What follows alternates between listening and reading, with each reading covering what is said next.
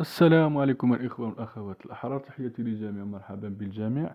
عبد اللطيف الجواهري والي بنك المغرب كيقول التفكير في فرض ضريبة على المعاملات النقدية، فرض ضريبة على الكاش. والهدف من هذا الشيء الخوت هو باغي يرجعوا الشعب المغربي كيتعامل إلكترونيا عن طريق البطاقات الإلكترونية. والهدف من هذا الشيء أيضا الخوت اللي هو سهل ماهل، باغيين يخليو الشعب المغربي يشوف الأموال ديالو مجرد أرقام في البنوك.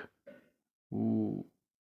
وأيضا هدف آخر من هذا الشيء كامل، وهو بهذه الطريقة هذه هنا كيسهل، يسهل استعباد والتحكم في الشعب المغربي. هذا هو الهدف اللي باغيين فيه. وصراحة بمجرد ما أنني شفت هذا الخبر هذا طاحت في بالي واحد القضية اللي هو النظام العالمي الجديد.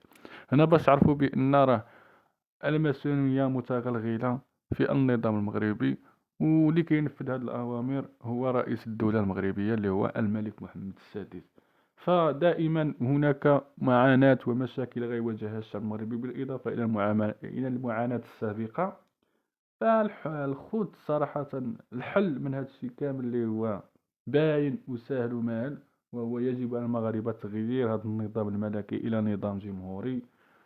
ويوم الشرارة اللي هو يوم فاتح ماي، عيد الشغل، غادي يخرجوا أحرار الشعب المغربي يطالبوا بإسقاط هذا النظام، لأن هو سبب هذه المشاكل وهذه المعاناة. دائما مشاكل ومعاناة مع هذا النظام الخابث اللي هو اللي كينهجها، هو اللي كينفذ هذه الأوامر ديال الحكومة السرية.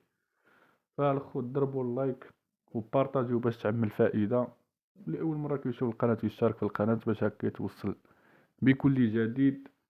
صراحة الخوت ما كاينش شي حاجة اللي كتفرح مع هذا النظام الخبيث. فالحل هو تكوين جمهورية مغربية ديمقراطية. تحية للجميع.